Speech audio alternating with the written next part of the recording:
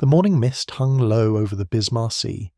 Captain Robert Chatt gripped the controls of his North American B-25 Mitchell bomber, Chatterbox. Below, 450 caliber machine guns waited silently, replacing the bombardier's position. 4 more guns protruded from blister packs on either side. Chatterbox carried enough firepower to turn a destroyer into scrap metal in seconds. It was March 3rd, 1943, and Chatt was about to prove American ingenuity could revolutionize aerial warfare. A flying battleship, that's what it was. The Germans wouldn't know what hit them. This story begins months earlier, in the desperate days when Allied bombers couldn't hit a moving ship. American airmen watched helplessly as bombs splashed harmlessly into the ocean. In 1942, the Pacific War went badly for the Allies. Bombers designed for fixed targets were useless against Japanese shipping. High-altitude bombing achieved less than 1% accuracy. Enemy ships saw the bombs falling from 25,000 feet and simply turned away. Lieutenant General George Kenney, commander of the 5th Air Force, watched his B-17 waste bombs. The math was brutal. Dozens of sorties, enormous quantities of ordnance, and fuel the Allies could barely spare. Japanese reinforcements kept flowing. The North American B-25 Mitchell, named after Brigadier General Billy Mitchell, had entered the war as a conventional medium bomber. But Mitchell's peacetime demonstrations against stationary targets bore little resemblance to wartime combat against manoeuvring enemy vessels. Early B-25s carried modest armament, a single .30 caliber machine gun in the nose, twin .50 caliber guns in dorsal and ventral turrets, and manually operated waist guns. These were inadequate. Bomber crews flew through storms of anti-aircraft fire with little ability to fight back. The breakthrough came from Paul Gunn, a former Navy Chief Petty Officer turned civilian airline pilot. Pressed into service maintaining Allied aircraft in the Philippines, he escaped the Japanese invasion and ended up in Australia. His 3 children were trapped in Japanese-occupied territory. Gunn possessed a rare combination of mechanical genius and combat experience. He saw possibilities where others saw only problems. He looked at the vulnerable nose of a B-25 and saw space for machine guns. Working with Sergeant Bill Evans and a team of mechanics at Eagle Farm Airfield near Brisbane, Gunn began modifications in November 1942. The transparent nose panel was replaced with a solid metal structure mounting 4.50 caliber Browning machine guns. Additional guns were installed in blister packs, giving the modified bomber 8 forward-firing weapons. The concept was simple. Instead of high-altitude bombing, the B-25 would come in at masthead height, suppressing enemy fire with overwhelming machine gun fire, then skip bombs across the water. The bombs would strike below the waterline where the explosion would be magnified by water, pressure. The first B-25 strafer conversion was B-25C number 41-12946, nicknamed Margaret. She arrived at Charters Towers, Queensland on December 8, 1942, assigned to the 91st Bomb Squadron. Within weeks, Margaret proved Gunn's concept worked. The modification process was painstaking.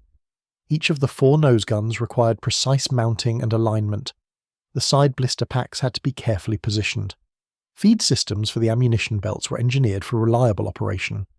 The work was done by hand, with tools and materials salvaged from wrecked aircraft. By February 1943, the entire 91st Bomb Squadron was operating strafer B-25s. Word of their success spread quickly. General Kenney ordered the modification program expanded. Conversion centres at Brisbane and Townsville worked around the clock. The firepower was staggering. A single strafer B-25 could deliver 1,652.50 caliber rounds in a 15-second firing pass. Each round could penetrate 1 inch of armour. Japanese destroyers typically defended themselves with twin 13mm Type 93 machine guns, far fewer in number. A destroyer might return 120 rounds in 15 seconds, compared to 1,600 from a B-25. The mathematical advantage was overwhelming, but raw firepower was only part of it. The real innovation was tactical. Traditional bombing doctrine called for approaching targets from the side. Skip bombing required a different approach. Strafer B-25s would approach head-on at 200 to 250 miles per hour, flying barely 50 feet above the water. From 1,200 yards out, they would open fire. As the B-25 closed to 100 yards, the pilot would release a 500-pound bomb with a delayed fuse, then pull up sharply. The bomb would skip across the water before striking the vessel's hull. The technique required extraordinary skill and courage. Pilots had to maintain precise altitude and speed while flying directly into concentrated anti-aircraft fire. A few feet too low, and they'd hit the water. Training began in earnest. B-25 crews practiced skip bombing against the wreck of the SS Pruth, a 4,700-ton steamer. Pilots learned to approach at the right angle and speed. Gunners practiced operating the nose-mounted machine guns. Every detail was rehearsed until it became instinctive. The first combat test came in small-scale actions in late 1942 and early 1943. Hit rates improved dramatically. But the real test would come when Japanese forces attempted a major reinforcement operation. As winter turned to spring, intelligence reports indicated the enemy was preparing something significant. Radio intercepts and reconnaissance flights revealed increasing activity around Rabaul, the massive Japanese base on New Britain Island. By late February 1943, it became clear that the Japanese were planning a major convoy operation. Lieutenant General Hoshi Imamura decided to reinforce the garrison at Lae on New Guinea's north coast. The Japanese 51st Division would be transported from Rabaul by sea. The convoy assembled in Simpson Harbour represented one of Japan's largest reinforcement efforts. 8 destroyers would escort 8 transport ships carrying nearly 7,000 troops. Over 100 fighter aircraft would provide air cover. Allied intelligence was watching. Codebreakers had decrypted Japanese communications, revealing the convoy's destination and timetable. General Kenny knew this was his opportunity. Captain Robert Chatt and his fellow pilots were about to demonstrate that 8 machine guns in the nose of a bomber could indeed tear ships apart. As the Japanese convoy steamed south from Rabaul on the morning of March 1, 1943, Allied reconnaissance aircraft shadowed its movement. Fuel trucks raced to fill aircraft tanks. Armories loaded ammunition belts and prepared bombs with delayed fuses. The weather was deteriorating, with low clouds and poor visibility. But for the skip bombing strafers, poor weather was an advantage. Low cloud cover would help conceal their approach. In ready rooms, pilots studied reconnaissance photographs and weather reports. Squadron commanders briefed their crews. Everyone understood this was more than just another mission. It was a test of everything they had learned. The Japanese convoy commander, Rear Admiral Masatomi Kimura, was confident. His destroyers carried experienced crews and modern anti-aircraft weapons. Fighter cover would protect against high-altitude bombing attacks. Previous Allied airstrikes had achieved little. Kimura had every reason to believe his force would reach Lae intact. But Kimura and his crews had never faced 8-gun Strafer B-25s. As darkness fell on March 2, 1943, both sides made their final preparations. Japanese sailors checked their weapons. Allied air crews attended final briefings and wrote letters home. In workshops and hangars across Australia, mechanics made last-minute adjustments to the Strafer B-25s. Every detail mattered. The transformation of the B-25 represented more than just technical innovation. Faced with weapons that didn't work as intended, Allied forces had created something entirely new. A flying gun platform that could deliver devastating firepower with unprecedented accuracy. The age of the high-altitude precision bomber was giving way to something far more dangerous. Aircraft that could fight ships on equal terms and win. The 8 machine guns weren't just weapons. They were harbingers of a new kind of naval warfare. As dawn approached over the Bismarck Sea, Captain Chatt and his fellow pilots prepared to prove that 8 machine guns could indeed tear ships apart. The German Navy had no idea that their own ships would soon face the same devastating tactics. The convoy steaming toward Lae carried more than Japanese soldiers. It carried the assumptions and doctrines of traditional naval warfare, and dawn broke grey and threatening over the Bismarck Sea on March 3, 1943.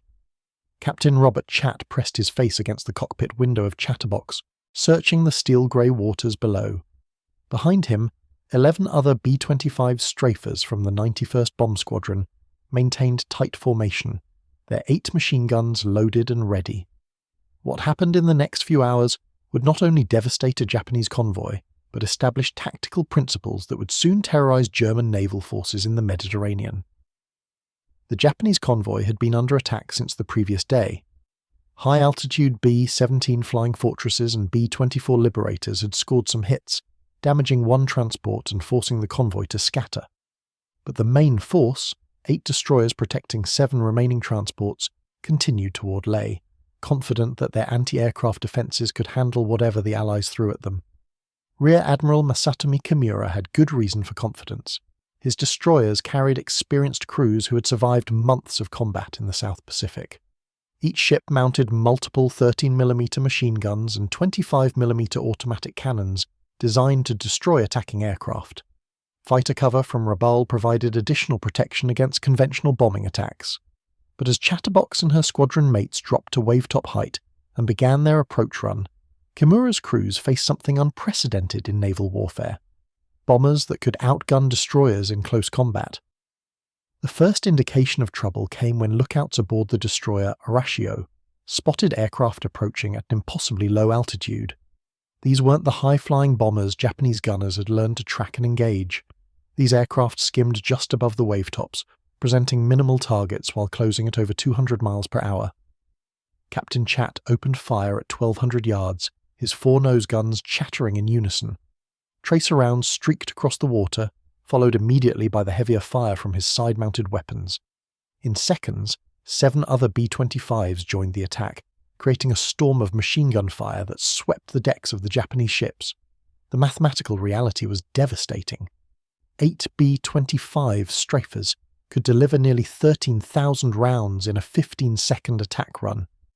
The Japanese destroyers, with their twin 13mm mounts, could return perhaps 1,000 rounds during the same period, and only if their crews survived the initial onslaught.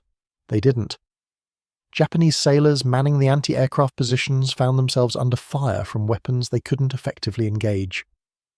The .50 caliber rounds punched through steel plating, shattered gun shields, and cut down exposed personnel. Within seconds of the attack beginning, most of the convoy's defensive fire had been silenced. As Chatterbox closed to 100 yards from the destroyer Arashio, Chat released his 500-pound bomb with a 4-second delay fuse. The weapon struck the water, bounced once, and slammed into the destroyer's hull just below the waterline. Chat pulled up sharply, clearing the ship's superstructure by mere feet as his bomb detonated beneath the surface. The underwater explosion, magnified by water pressure, tore a massive hole in Arashio's hull. The destroyer, mortally wounded and out of control, veered wildly to port and collided with the transport Nojima. Both ships went down within minutes, taking hundreds of Japanese soldiers and sailors with them. Across the convoy, similar scenes played out as B-25 after B-25 made their devastating runs. The transport Kyokushumaru erupted in flames as multiple bombs found their mark. The destroyer Tokitsukaze took a direct hit that broke her back, sending her to the bottom in less than 2 minutes. One by one, the pride of the Japanese merchant marine and Imperial Navy disappeared beneath the waves. What made the attack so effective wasn't just the firepower, it was the tactical revolution that Pappy Gunn's modifications had made possible. Traditional anti-aircraft doctrine assumed that bombers would attack from medium or high altitude, giving gunners time to track and engage them. The Strafer B-25s eliminated that advantage by approaching at masthead height with overwhelming firepower. The psychological impact was equally devastating.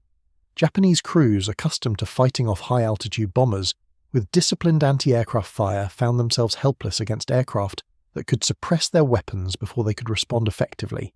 The attack violated every assumption about how air-sea combat was supposed to work.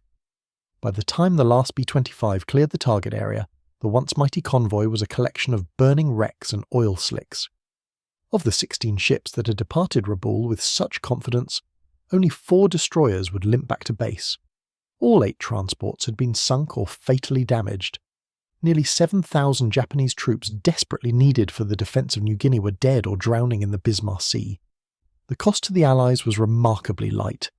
No B-25 strafers were lost to enemy fire, though several suffered damage from anti-aircraft guns. A few Royal Australian Air Force Beaufighters and USAF P-38 Lightning fighters were shot down during follow-up attacks, but the primary strafer force had accomplished its mission with minimal losses. News of the victory flashed across Allied communication networks.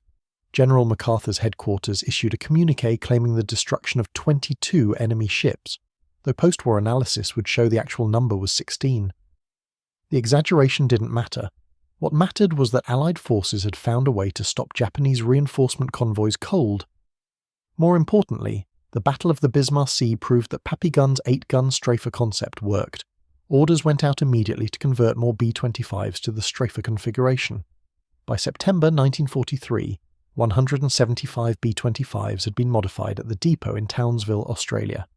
5 entire squadrons were equipped with the ship-killing bombers, but the implications extended far beyond the Pacific theatre. Reports of the B-25 Strafer success reached other Allied commands, fighting their own battles against Axis shipping. In the Mediterranean theatre, Allied forces faced similar challenges, attacking German and Italian convoys supplying Axis forces in North Africa and Italy. The Mediterranean presented different tactical challenges than the Pacific. German forces operated sophisticated radar systems and coordinated fighter defences. Their ships carried heavier anti-aircraft armaments and often sailed close to land-based air cover. But the fundamental problem remained the same. Conventional bombing attacks achieved poor results against moving targets. By late 1943, the first 8-gun B-25 Strafers began appearing at Allied air bases in North Africa and Italy. The modifications were now being performed not just in Australian workshops, but at North American aviation factories in Kansas and California. What had begun as a field expedient was becoming standard equipment. The German Navy's first encounter with Strafer B-25s came as a shock. German naval doctrine, like Japanese doctrine, assumed that medium bombers would attack from medium altitude with conventional tactics. Destroyer and escort commanders had developed effective procedures for dealing with such attacks through disciplined anti-aircraft fire and evasive manoeuvring. The 8-gun B-25s shattered those assumptions as completely as they had in the Pacific. German crews found themselves facing aircraft that could deliver more firepower than many surface warships while approaching at ranges and altitudes that made effective return fire almost impossible. Captain Truman Bud Cobble of the 379th Bomb Squadron, 310th Bomb Group, experienced the effectiveness of the Strafer B-25 firsthand while operating from bases in Libya and Corsica. His crew sank 3 German ships and destroyed dozens of bridges and railroad targets, using the skip bombing techniques perfected in the Pacific. The Germans never seemed to know what hit them, Cobble later recalled. We'd come in so low and fast that their guns couldn't depress enough to hit us. By the time they figured out what was happening, we were already over them dropping our bombs. The 310th Bomb Group's statistics told the story of the Strafer B-25's effectiveness. In 989 missions over the Mediterranean, they sank 206 enemy vessels, including a German cruiser and 2 destroyers. They fired nearly 2,750,000 cannon shells from B-25G and B-25H models, equipped with the massive tank guns in addition to their machine gun armament. The psychological impact on German forces was profound. Naval crews already struggling with fuel shortages and overwhelming Allied air superiority now faced weapons that seemed to combine the firepower of fighters with the payload capacity of bombers. The sight of B-25 Strafers approaching at wave-top height became a signal for immediate evasive action and desperate prayers. German intelligence services tried to understand how the Allies had achieved such dramatic improvements in anti-shipping effectiveness. Reports from surviving crews describe bombers with impossible firepower that could silence destroyer armament in seconds. Initially, German commanders dismissed these accounts as combat stress or exaggeration. The truth was more disturbing than exaggeration. American industrial and tactical innovation had produced a weapon that German doctrine hadn't anticipated. The 8 machine guns in a B-25 nose represented more than modified aircraft. They embodied a fundamentally different approach to air-sea warfare that gave Allied forces overwhelming advantages. The success of the Strafer B-25 program demonstrated several key principles that would shape Allied victory: the willingness to question established doctrine and experiment with new approaches, the ability to rapidly implement field modifications and scale them to production levels, and the integration of technical innovation with tactical development to create synergistic effects. Papillon's workshop modifications had evolved into a factory production program. The B-25J, the final and most numerous variant of the Mitchell bomber, was available in 2 nose configurations: the traditional transparent bombardier nose for conventional bombing missions, and the solid 8-gun Strafer nose for anti-shipping attacks.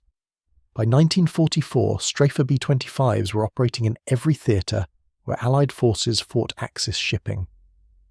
In the China-Burma-India theatre, they attacked Japanese river barges and coastal vessels.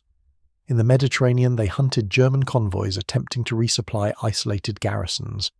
In the Pacific, they continued their devastating attacks on Japanese shipping, from the Philippines to the Japanese home islands.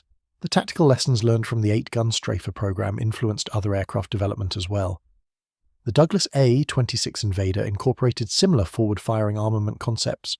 Even heavy bombers like the B-24 Liberator received field modifications to improve their anti-shipping capabilities, though none achieved the devastating effectiveness of the purpose-built B-25 Strafers. German naval forces attempted to develop countermeasures, but the fundamental problem remained unsolvable within existing technology limits. Ships simply couldn't carry enough firepower to effectively engage multiple aircraft attacking at wavetop height with overwhelming gun armament. The only effective defence was to avoid areas where Strafer B-25s operated, which meant abandoning vast areas of ocean to Allied control. The human cost of the Strafer B-25's effectiveness was enormous for Axis forces. Thousands of German and Japanese sailors died in ships torn apart by machine gun fire and skip bombing attacks. Entire convoys disappeared without reaching their destinations, leaving isolated garrisons without supplies or reinforcements. For Allied aircrews, the Strafer missions were both exhilarating and terrifying. The low-level attacks required extraordinary skill and courage, flying directly into concentrated anti-aircraft fire with minimal room for error. Many crews developed superstitions and rituals to cope with the stress of masthead height combat. Bill Miller, a flight engineer and top turret gunner with the 41st Bomb Group, kept a simple diary that captured the reality of Strafer operations. "Our first trip over the Japanese homeland," he wrote after a mission in July 1945, "sure don't seem like Japan. Could pass for Pennsylvania woodland. Saw our first flak burst today, so we wore our flak suits." The casual tone masked the deadly nature of their work. Miller's friend, Raymond Diener, went down in flames during a collision between 2 B-25s on a subsequent mission.